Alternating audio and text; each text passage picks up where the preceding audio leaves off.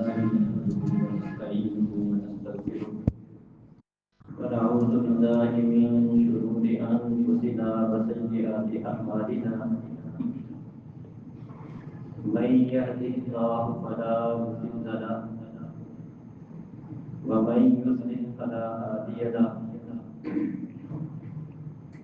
وأشهد أن لا إله إلا الله وحده لا شريك له وأشهد أن محمدا عبده ورسوله أعوذ بالله من الشيطان الرجيم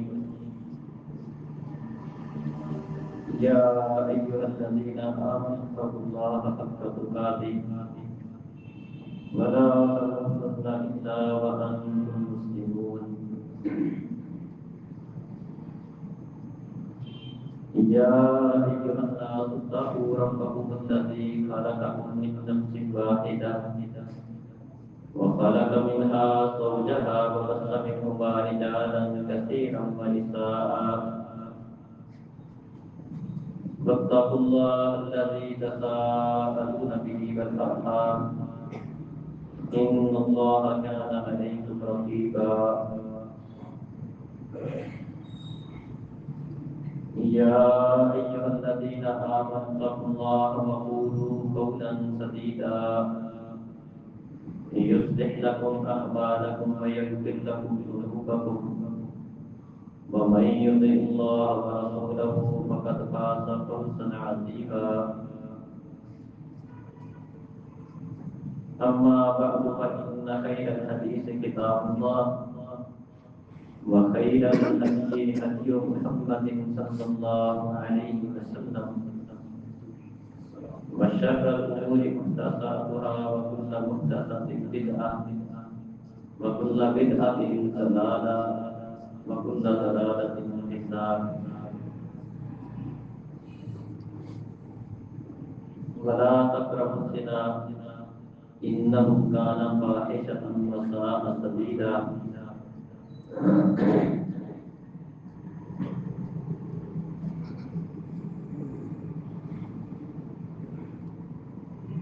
محترم ساتھی بھائیوں اور بزرگوں مقدس ماں بہنوں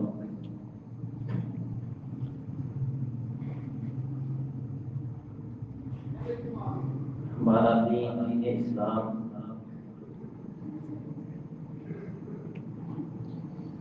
پاک دامنی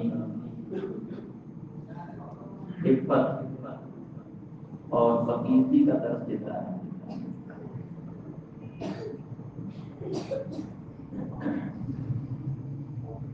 اپنے ماننے والوں کی اس طرح تربیت کرتا ہے کہ ان کی اپنی عزتیں بھی محفوظ ہوں اور ان سے دوسروں کی عزتیں محفوظ ہیں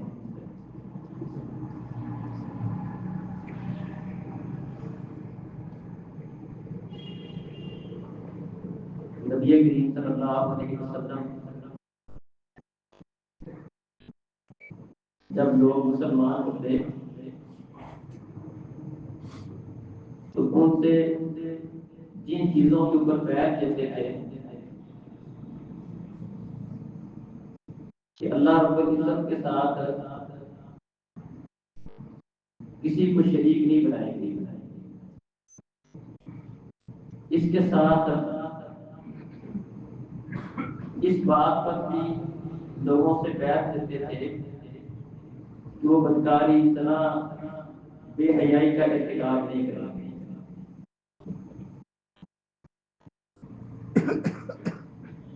بلکہ ایک آدمی نے نبی کریم صلی اللہ علیہ وسلم سے اس بات کا سوال کیا کہ آپ مجھے ان گناہوں کے متعلق بتائیں جو کبیرہ گناہوں میں سے بھی بڑے بڑے گناہ اکبر الکبائر۔ تو نبی کریم صلی اللہ علیہ وسلم نے چند ایک گناہوں کو شمار کیا، اس میں سے ایک یہ تھا کہ شرک، ان تجعل للہ ندا وهو خلقک، اکبر الکبائر میں سے یہ چیز ہے کہ آپ اس اللہ کے ساتھ جس نے تجھے پیدا کیا ہے، تیری ساری ضروریات کو پوری کرتا ہے، اس کے برابر کا کسی اور کو بناؤ، اللہ کا شریک، اللہ کا ساتھی کسی اور کو قرار دے دے، یہ کبیرہ گناہوں میں سے بھی جو بڑے بڑے گناہ ہیں ان میں سے حقوق الوالدین، اسی طرح والدین کو ستانا، ان کی نافرمانی کرنا، ان کے ساتھ بدتمیزی کے ساتھ پیش آنا، اس کو بھی اکبر الکبائر میں سے شمار کیا۔ اور فرمایا کہ وَأَن تُضَانِيَ بِحَلِيلَةِ جَارِكَ، کہ آپ اپنے پڑوسی کی بیوی سے منہ کالا کرو، بدکاری کرو، یہ بھی اکبر الکبائر میں سے ہے۔ تو زنا کو اکبر الکبائر میں سے قرار دیا ہے۔ اور نبی کریم صلی اللہ علیہ وسلم کسی بھی بندے سے جب بیعت کرتے تھے، کچھ چیزوں کے کرنے کا، اپنی چیزوں کے نہ کرنے کا وعدہ دیتے تھے، تو جہاں پر انسان سے کسی بندے سے وعدہ لیا جاتا کہ آپ اللہ کے ساتھ شرک نہیں کرو گے، اس سے اس بات کا بھی وعدہ لیا جاتا، اس بات پر بھی بیعت دی جاتی کہ بدکاری کا ارتکاب نہیں کرنا۔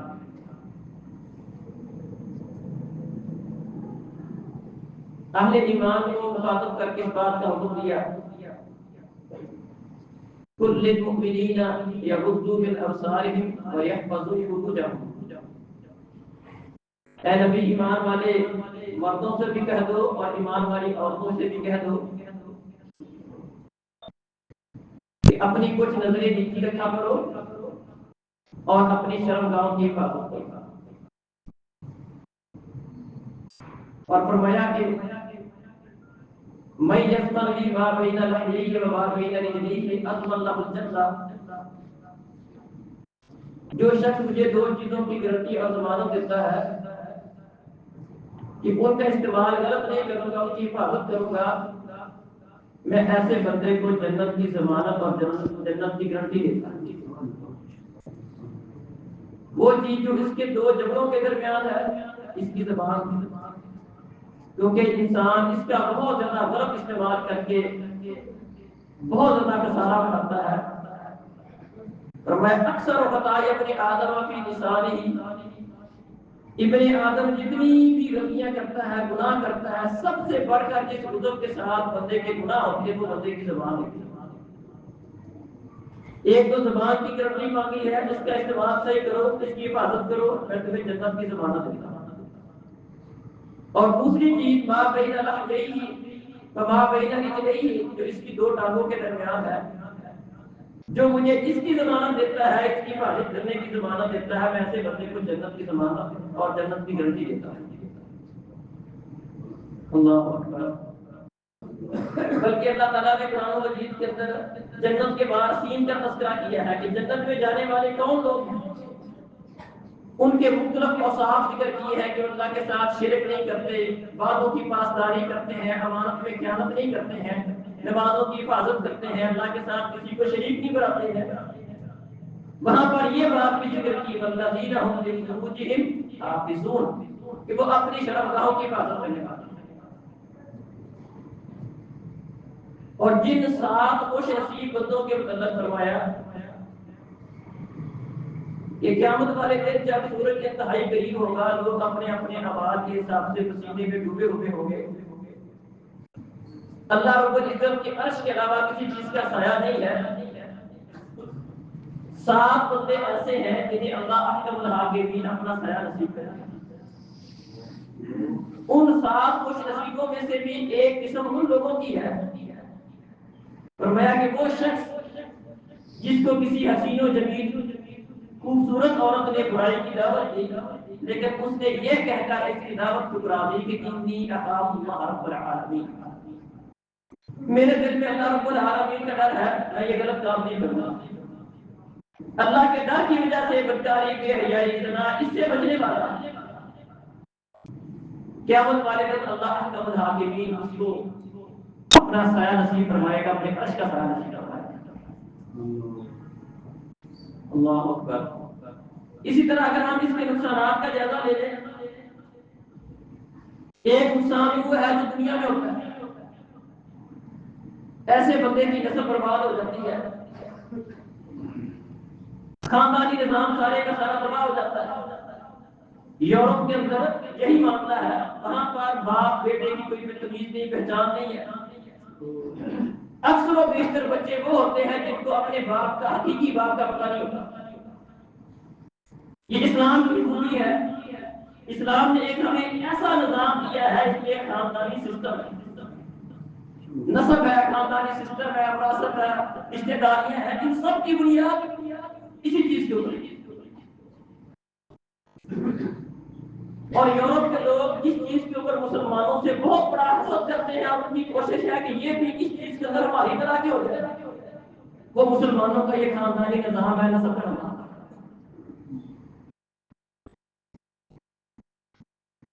دنیا میں نقصانات، مختلف بیماریاں، قتل و غارت، کئی ساری چیزیں اس کی بنیاد ہوتی ہیں۔ اسی طرح آخرت کے نقصانات بھی بہت بڑے بڑے نقصانات ہیں۔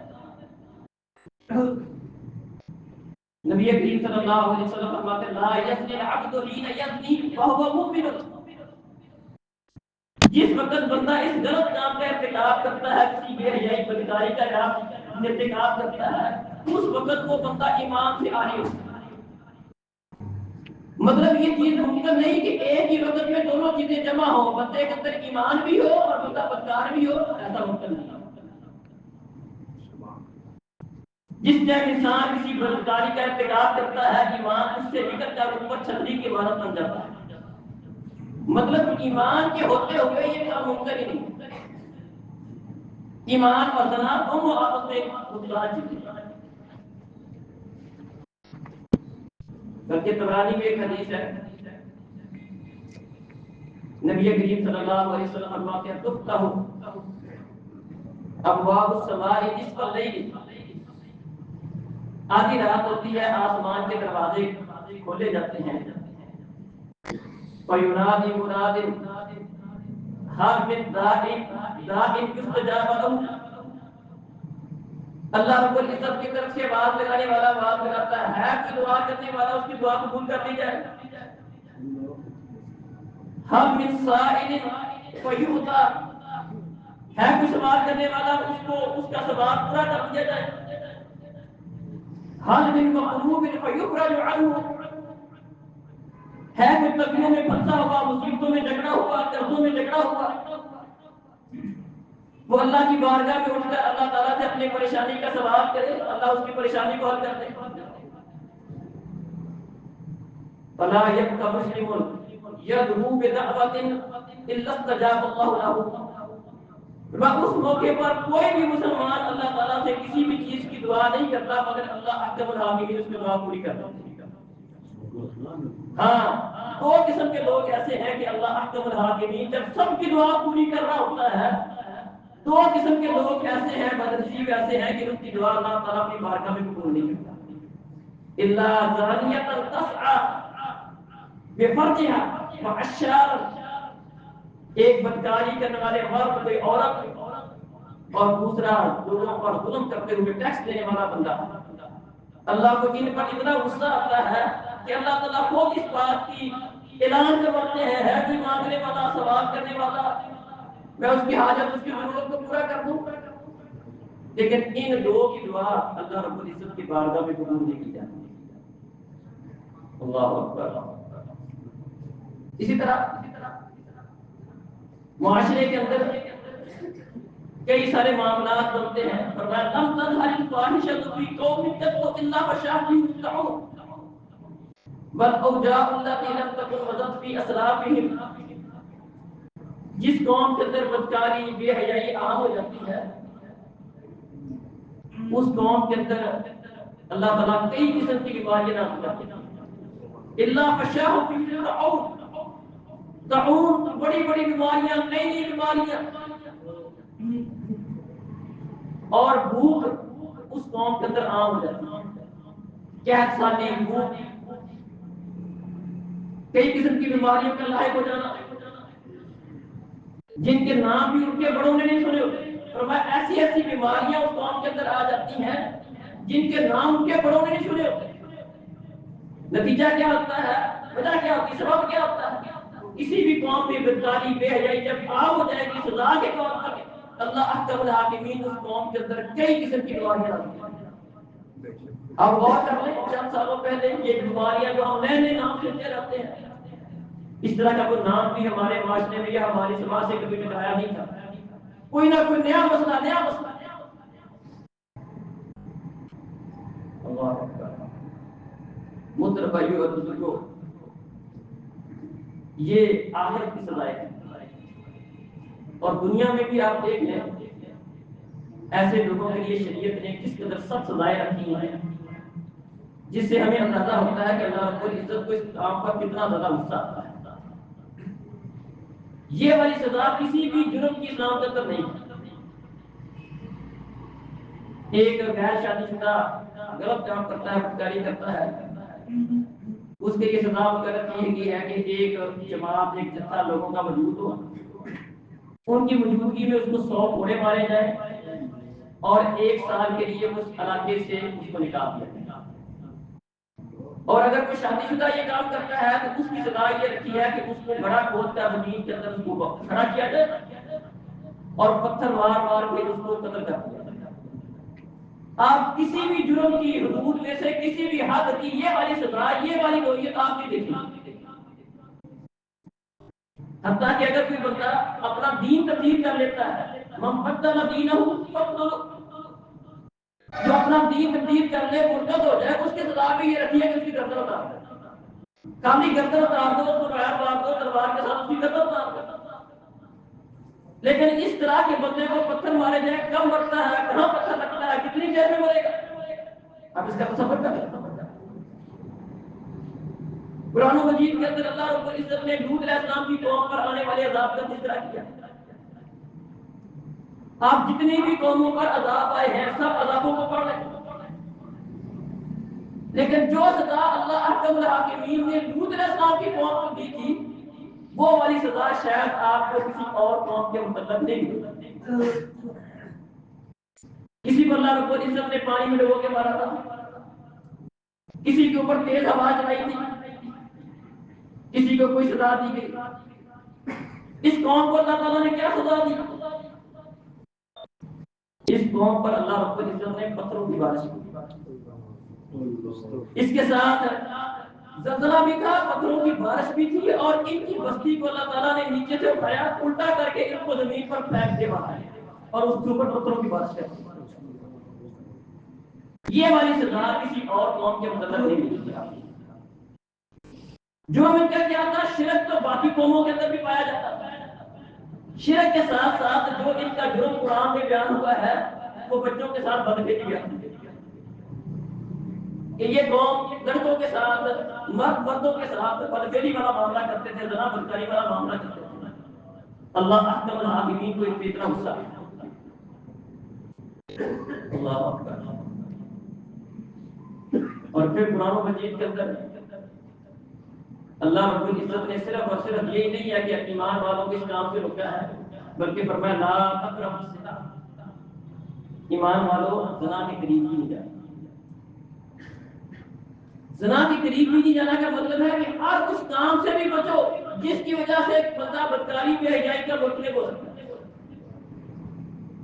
ہر اس کام سے بچنے کا حکم دیا جائے۔ لا تقربوا الزنا، اس کے اندر کئی ساری چیزیں آ جاتی ہیں۔ دین اسلام اپنے ماننے والوں کی کس طرح تربیت کرتا ہے کہ وہ اس زنا کے مقدمات سے بھی بچے، اس کی طرف لے جانے والی چیزوں سے بھی بچے، تاکہ وہ اس غلط کام کا مرتکب نہ ہو۔ مثال کے طور پر مرد و زن کے اختلاط سے منع کیا، عورتوں کے پاس جانے سے بچو۔ کوئی مرد کسی عورت کے ساتھ، غیر محرم عورت کے ساتھ خلوت اختیار نہ کرے، تنہائی اختیار نہ کرے، چاہے وہ گاڑی ہو، ٹیکسی ہو، رکشہ ہو، کمرہ ہو، گھر ہو، ہر وہ جگہ جہاں پر صرف اور صرف ایک مرد ہے ایک عورت ہے اور وہ دونوں آپس میں محرم نہیں،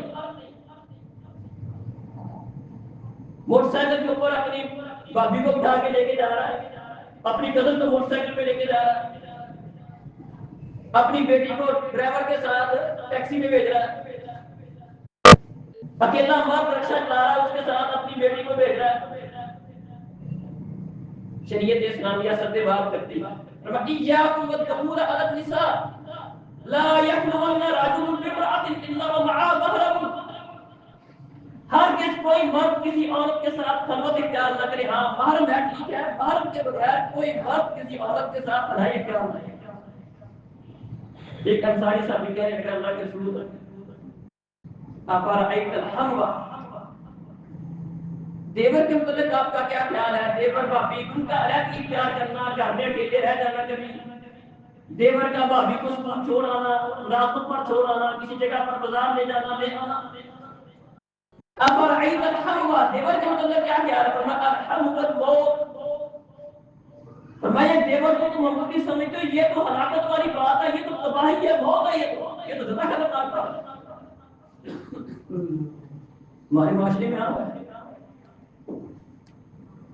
اللہ اکبر، ایک بندہ ہے کہنے لگا اللہ کا رسول میری بیوی حج کرنے کے لیے گئی ہے، حج کے سفر پر ہے، حج کا مقدس سفر، قربان جائیں، اب ایک مقدس سفر پر عورت جا رہی ہے لیکن اور دوسری طرف بندہ کہتا ہے اللہ کا رسول میرا نام فلاں غزلے میں لکھا ہوا ہے، میں جہاد پہ جانا چاہتا ہوں، میرا رجسٹر کے اندر نام لکھا ہوا ہے کہ میں نے فلاں غزلے میں شریک ہونا ہے، میری بیوی حج کرنے کے لیے جا رہی ہے، اس کے ساتھ محرم کوئی نہیں ہے، اور میں جہاد چھوڑ اپنی بیوی کے ساتھ جا کر بیٹھ کر حج کر، اکیلی عورت حج کا سفر بھی نہیں کر سکتی۔ ہمارے یہاں اس کو مسئلہ سمجھا جائے، اکیلی عورت حج عمرے کا مقدس سفر نہیں کر سکتی، حتیٰ کہ اگر کسی عورت کے ساتھ اس کا محرم نہیں ہے، اس کا خامن نہیں ہے، اس پہ حج فرض ہی نہیں ہے، بہانے بنا کر کسی اور گروپ کے ساتھ بھیج دو، اس پہ حج فرض ہی نہیں ہے۔ حج فرض تب ہوگا جب اس کے پاس جو حج کے فرض ہونے کی شرائط ہے وہ لاگو ہوگی، اس کے پاس سفر کے مسائل موجود ہیں، جا سکتی ہے، پھر سفر کرے گی۔ اگر اس کے ساتھ محرم ہی کوئی نہیں، اس کا بیٹا نہیں ہے، باپ نہیں ہے، اس کا خامد نہیں ہے، اس کا مال کوئی نہیں، خامد کوئی نہیں ہے، اس پر تو حج فرض ہی نہیں۔ لہذا کام کا اپنے آپ کو اس طرح کے تکلیفات میں ڈالنا اور اپنے آپ کو اس مشقت میں ڈالنے کی ضرورت ہی نہیں۔ پیارے نبی صلی اللہ علیہ وسلم نے اس بندے کا جہاد چھڑوایا اور اس کو جا کر اپنی بیوی کے ساتھ حج کرنے کا حکم دیا، جا اپنی بیوی کے ساتھ میں کیا کرتا۔ زنا کے مقدمات، وہ چیز جو بندے کو غلط کام کی طرف لے جا بھی سکتی ہے، اس سے کسی لیے منع کرتی ہے۔ اسی طرح نظر دل کا راستہ ہے، کوئی بھی بندہ جب بھی کسی بدکاری زنا کا ارتکاب کرتا ہے اس کی ابتدا نظر سے ہوتی ہے۔ شریعت اسلامیہ نظر کی حفاظت پر بڑی زور دیتے ہیں۔ اللہ تعالیٰ قرآن میں مردوں کو علیحدہ مخاطب کرتا ہے، عورتوں کو علیحدہ مخاطب کرتا ہے۔ اللہ کے قرآن مجید کے اندر جو حکم مردوں کے لیے وہ حکم عورتوں کے لیے، لیکن بعض موقعوں پر شریعت اسلامیہ میں قرآن مجید کے اندر مردوں کو علیحدہ مخاطب کیا گیا ہے، عورتوں کو اس معاملے کی اہمیت کی وجہ سے علیحدہ مخاطب کر کے حکم دیا گیا ہے۔ لہذا اللہ تعالیٰ نے نبی کو حکم دیا وَقُلْ لِلْمُؤْمِنِينَ، اے نبی ایمان والے مردوں سے کہہ دو یغضوا من ابصارہم ویحفظوا فروجہم، اپنی کچھ نظروں کی حفاظت کرو۔ کچھ اس لیے بولا کہ کچھ تو نظر اٹھانی پڑتی ہے، راستہ دیکھنا پڑتا ہے، کچھ تو مجبوری ہوتی ہے نا نظر اٹھانا، کچھ نظروں کی حفاظت کرو، مطلب خام خواہ نظر کوئی نظر نہ پھیرو، اپنی نظر کی حفاظت کرو۔ اور ایمان والی عورتوں سے بھی کہو وہ بھی اپنی نظروں کی حفاظت کریں۔ اللہ ایک صحابی کو کہا ان لک الاولی ولیس لک الاخرہ، یاد رکھنا کہ اگر تیری اچانک کسی پر نظر پڑ جائے، کسی نے پوچھا اللہ کا اچانک پڑ جائے اس کا حکم کیا ہے؟ میں لک الاولی ولیس لک الاخرہ، پہلی تو اللہ معاف کر دے گا، اچانک پڑی ہے تیرا قصور نہیں ہے، لیکن جان بوجھ کے دیکھے گا، دوبارہ دیکھے گا، اس میں اللہ تعالیٰ کی نظر ہوتی ہے۔ اور نظر کے غلط استعمال کو فرمایا کہ یہ فضلت عینی النظر، نظر کا غلط استعمال اس کو آنکھوں کا زنا قرار دیا۔ فرمایا جو بندہ آپ کے گھر میں آپ کی اجازت کے بغیر جانتا ہے، کسی سراغ میں سے جانتا ہے، دروازے کے سراغ میں سے جانتا ہے، آپ کے ہاتھ میں کوئی چیز ہے، آپ اس کی آنکھ میں چبو دیتے ہیں، اس کی آنکھ پھوڑ دیتے ہیں، اس کی آنکھ کو ضائع کر دیتے ہیں۔ اللہ اکبر، اس نظر کی کتنی اہمیت ہے کہ اگر کوئی بندہ کسی کی ایک نظر ضائع کر دے نا، 50 اونٹ نصف دیت اس کی قیمت ہے۔ اللہ اکبر، نصف دیت 50 اونٹ اس بندے کو دینے پڑے گا کہ کسی نے کسی کے تھپڑ مارا اس کی آنکھ ضائع ہو یا کوئی چیز مار کر آنکھ ضائع کر دی۔ لیکن یہاں کیا فرمایا؟ فرمایا جو بندہ آپ کے گھر میں دیکھتا ہے بغیر اجازت کے، جانتا ہے کسی سوراخ میں سے دیکھتا ہے آپ کے ہاتھ میں کوئی چیز ہے، آپ اس کی آنکھ میں چبو دیتے ہیں، اس کی آنکھ، اس کی نظر ضائع کر دیتے ہیں، کوئی دیت نہیں، کوئی اس کا فدیہ نہیں، کوئی اس کا بدلہ نہیں۔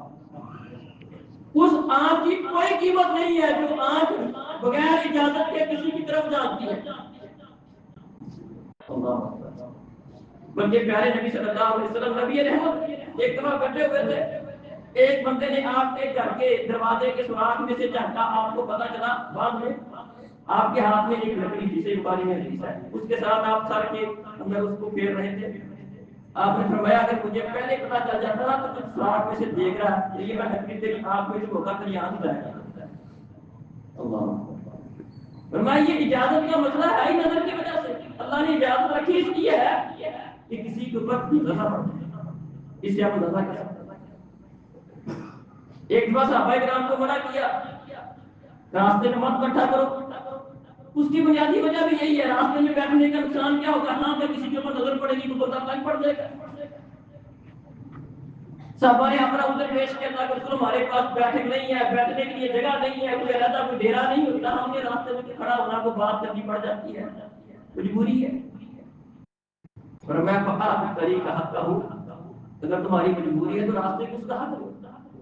اللہ کے رسول راستے کا حق کیا ہے؟ اور میں غض البصر کا اللہ حق راستے کا یہ بیان کیا اپنی نظر نہیں چڑھتا۔ اگر راستے میں کھڑے ہونا ہے، راہ چلتے کسی عورت کے اوپر، کسی غیر محرم کے اوپر تیری نظر نہیں اڑنی چاہیے، اپنی نظر کو نہیں جانا، راستے میں کھڑے ہونا۔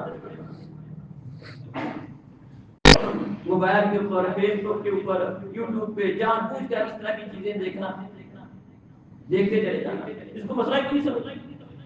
کوئی اور گناہ ہو نہ ہو اور بھی بڑے بڑے اس کے نقصانات ہیں۔ آنکھ کا گناہ ہے، کسی غیر محرم کو عورت کو دیکھنا، کسی گندی ویڈیو کو دیکھنا، نظر کا گناہ ہے۔ یہ زنا کے مقدمات ہیں۔ شریعت اسلامیہ اپنے ماننے والوں کی حفاظت چاہتی ہے، ان کی پاک دامنی چاہتی ہے، اس کے لیے خاص اسلام سے اس کو بچاتی ہے جس کی وجہ سے بندہ کسی اس غلط کام کے اندر مبتلا ہو سکتا ہے، اپنی نظروں کی حفاظت کرتا ہے۔ اللہ اکبر۔ اسی طرح عورتوں کو حکم دیا کہ وہ پردے کے اندر رہیں، زیب و زینت کو لوگوں کے لیے ظاہر نہ کریں۔ فرمایا وَلَا يُبْدِينَ زِينَتَهُنَّ إِلَّا مَا ظَهَرَ مِنْهَا، عورتیں اپنی زینت غیر محرم کے لیے ظاہر نہ کریں، کسی کے لیے اپنی زینت کو ظاہر نہ کریں، خوبصورتی کسی کے لیے ظاہر نہ کریں، بام سمر کے بازار میں نکلنا، بلکہ ایسی عورت کو مطلب فرمایا اَيُّ امْرَأَةٍ اسْتَأْثَرَتْ فَمَرَّتْ عَلَىٰ قَوْمٍ لِيَجِدُ فِيهَا عَفَايَا كَذَا وَكَذَا، ہر وہ عورت جو بام سمر کے خوشبو لگا کر میک اپ کر کے بے پردہ ہو کر اپنے گھر سے نکلتی ہے، مردوں میں جاتی ہے، بازار میں پھرتی ہے، فرمایا اس طرح اور اس طرح ہے یا نہیں بتایا ہے۔ آپ اندازہ کریں کتنی بڑی بات پیارے نبی نے فرمائی۔ اب یہ فیشن بن گیا ہے، بلکہ جو پردہ کر کے نکلتی ہے اس کو تو لوگ دقیانوسی کے خیال کرتے ہیں، وہ پرانے خیالات کا اس کا خیال کرتے ہیں، بلکہ شریعت اسلامیہ ذرا معاملات بدل گئے۔ شریعت اسلامیہ کی نظر میں دیکھو، پیارے نبی صلی اللہ علیہ وسلم کا زمانہ ہے، خلفاء کا زمانہ ہے، ایک آزاد اور ایک لونڈی عورت کے درمیان فرق کیا ہوتا تھا؟ صفیہ رضی اللہ عنہا کے ساتھ نبی صلی اللہ علیہ وسلم کی جب شادی ہوئی، خیبر فتح ہوا تھا، جس کے بعد صفیہ کے ساتھ شادی۔ اب صحابہ کو پتا نہیں تھا کہ اللہ کے رسول کی بیوی ہے یا آپ نے ان کو لونڈی بنا کے رکھا۔ لوگوں نے فرق کیسے کیا؟ آپس میں بات کرنے لگے کہ کیا اللہ کے رسول کی یہ بیوی ہے، آپ نے ان کے ساتھ نکاح کیا ہے، بیوی ہے یا لوڈی کے طور پر اس کو رکھا؟ کہا دیکھنا اگر تو آپ اس سے پردہ کرواتے ہیں پھر یہ آپ کی بیوی ہوگی، اگر پردہ نہیں کرواتے تو پھر یہ آپ کی لوڈی ہوگی۔ اس دور میں لوڈیوں سے پردہ نہیں کروایا جاتا تھا۔ ہمارے یہاں یہ ایک فیشن بن گیا، آپ کو بڑی آپ دیر سمجھتی ہیں وہ عورتیں جو بہت صدر کے بازاروں میں نکلتی ہیں اور پردہ کرنے والوں کو ایک ٹکے موسی کی عادت والی سمجھا جاتا ہے۔ یہاں تبدیل ہو گیا۔ پیارے نبی کے زمانے میں کیا ہوتا تھا، انہیں قلوب مارا کرتے تھے ان لوڈیوں کو، فرق سمجھتے تھے کہ یہ فرق ہے۔ لوڈیاں پردہ نہیں کرتی تھی، اسے پردہ نہیں کروایا جاتا تھا۔ آزاد عورتیں، معزز عورتیں، خاندانی عورتیں پردہ کر کے گھروں سے باہر نکلا جاتا تھا، فرق ہوا کرتا ہے۔ بلکہ قرآن کہتا ہے ایمان والی عورتوں سے کہو اپنی بڑی چادریں لے کر پردہ کر کے گھر سے باہر نکلے نہیں ہو، اور اپنا تاکہ ان کی پہچان ہو جائے کہ یہ کوئی معزز عورتیں ہیں، گزاری عورتیں نہیں ہیں یہ، تاکہ پہچانی جائے، کوئی ان کو تنگ نہ کرے، کوئی ان کی طرف نظر غلط اٹھا کر نہ دیکھے۔ یہ معزز عورتیں ہیں، شریف عورتیں ہیں، شریف عورتوں کی پہچان ہوتی تھی پردہ کر کے باہر نکلنے۔ اللہ تو شریعت اسلامیہ نے زنا کے مقدمات سے بھی منع کیا، وہ چیز بندے کو زنا کی طرف دکھاتی ہے۔ لچھے دار انداز اختیار کرنا عورت کو منع کیا، فرمایا فلا تخضعن بالقول فیطمع الذی فی قلبہ مرض۔ عورت کو کسی سے بات کرتے وقت لچھے دار انداز اختیار نہیں کرنا، فون اٹھائے بات کرے اس انداز کے ساتھ، بیوی کے خاوند کے ساتھ چاہے الٹ کے بات کرے اور کسی کے فون پر بات کرے اور ایسے انداز سے بات کرے بڑے لچھے دار اور بڑا ہی نخرے کے ساتھ بات کرے، اسے منع کیا۔ فرمایا کسی سے بات کرنی پڑ جائے، یہ حکم اللہ تعالیٰ نے اپنے نبی کی بیویوں کو دیا۔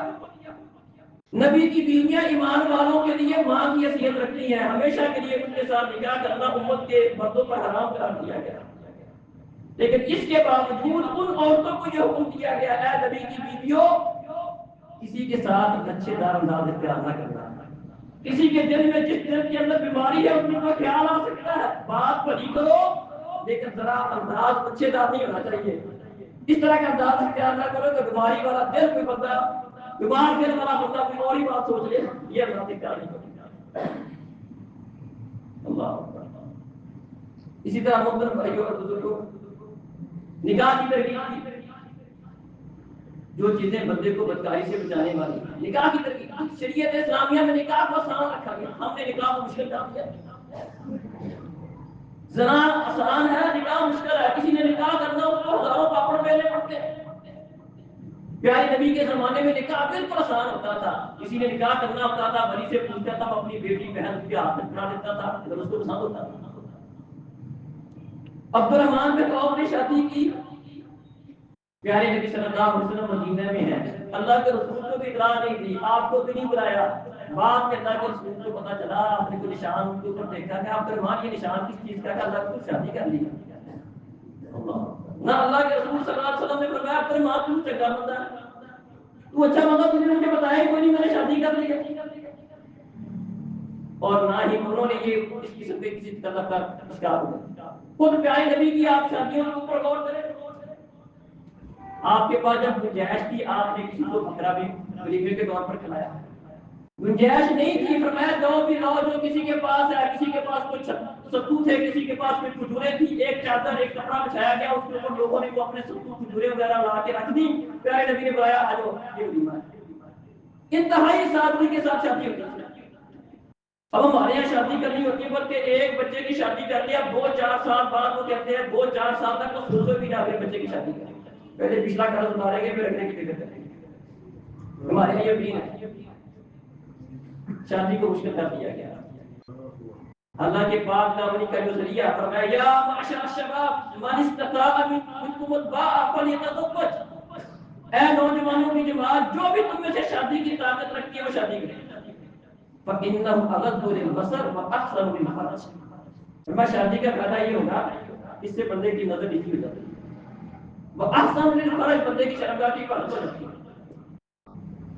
اور ساتھ ہی یہ بات ارشاد فرما دی کہ من لم یستطع، ہاں اگر کسی کے پاس طاقت نہیں ہے، گاڑی نہیں ہے، کھانا ہی نہیں ہے، شادی نہیں کر سکتا، فعلیہ الصیام، وہ روزے رکھے۔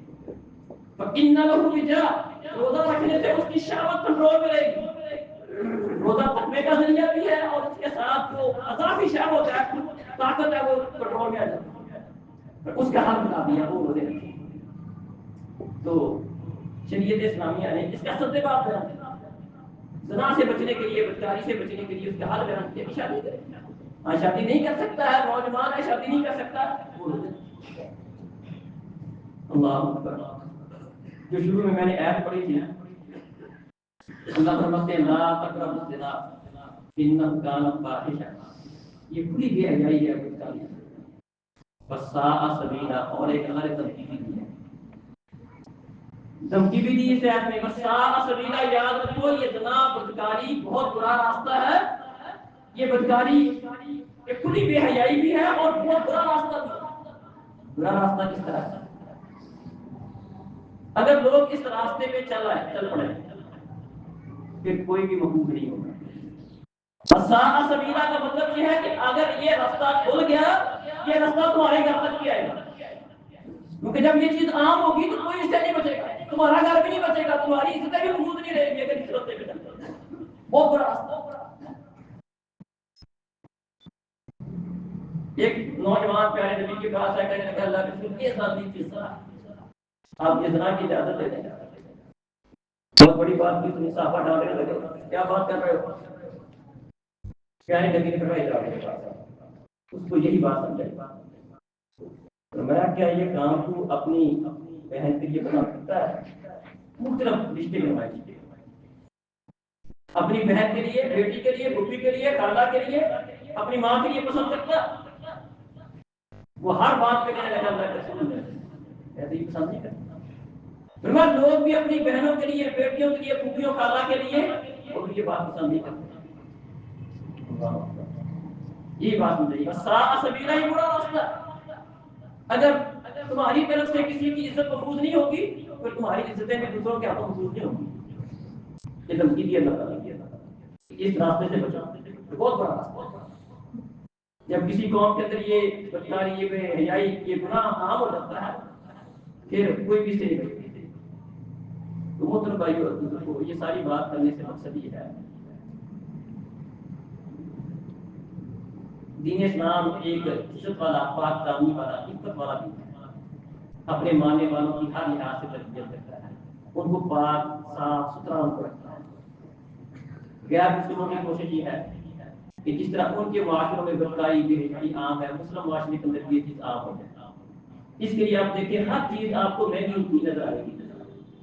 آپ کوئی بھی چیز بازار سے خریدنے جائیں لیکن وہ والی چیزیں جن کے ساتھ بے حیائی، بدکاری کا تعلق ہے وہ چیزیں آپ کو دن بدن سستی ملتی رہیں گی.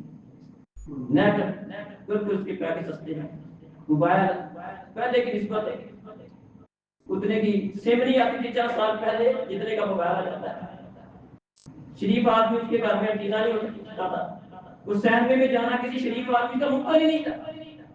اب ہر بندے کی جیب میں موبائل ہے اور سینما سنما تو سارے ایک طرف ہو گئے. وہ چیزیں سینمے میں نہیں چلتی تھی، وہ چیزیں موبائل میں چل سکتی ہیں. صرف وہ پڑھ سکتا ہے جس کو اللہ کا ڈر ہوگا. تو اپنے آپ کو کنٹرول کرنے کی ضرورت ہے. یہ ویلنٹائن ڈے یہ 14 فروری کے حساب سے مناتے ہیں. عاشقوں کا دن، محبتوں کا دن. یہ بھی یورپی اور غیر مسلم لوگوں کا طریقہ کار ہے. مسلمانوں کا اس چیز کے ساتھ کوئی تعلق نہیں.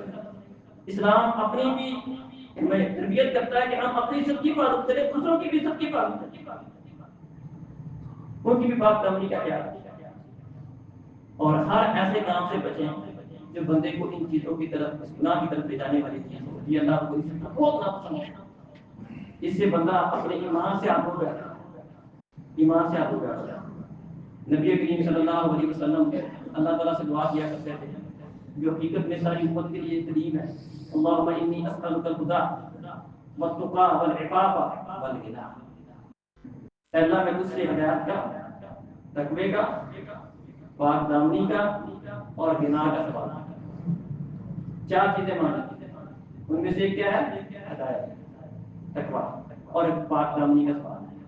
اللہ میں تجھ سے پاک دامنی مانگتا ہوں. اس کی ضرورت ہے، اس کی ضرورت ہے. ابو ہریرہ رضی اللہ عنہ کثرت سے اس چیز سے بچنے کی دعا کیا کرتے تھے. کسی نے کہا آپ کو اتنا خوف کیوں ہے؟ کیا شیطان بالکل بیدار ہے؟ وہ اپنی پوری کوشش کرتا ہے اور بندے کا دل رحمان کی دنیا میں درمیان اگر کیسے بے خوف ہو سکتا ہو؟ کوشش بھی کرے اور اللہ تعالیٰ سے دعا بھی کرے. اسی طرح ایک بندے نے مسلمان میں حدیث ہے کہنے لگا تھا کہ تم مجھے کوئی دعا سکھا دیں جو مجھے پیدا دے. پیارے نبی صلی اللہ علیہ وسلم سے دعا سکھائی اللہم عافنی من شر سمعی و بصری و لسانی و قلبی و شر منی. اے اللہ میں تجھ سے دعا مانگتا ہوں کہ تو مجھے میری آنکھوں، میرے کانوں، میری زبان، میرے دل اور میری منی، میری شرمگاہ کے شر سے معافی کر.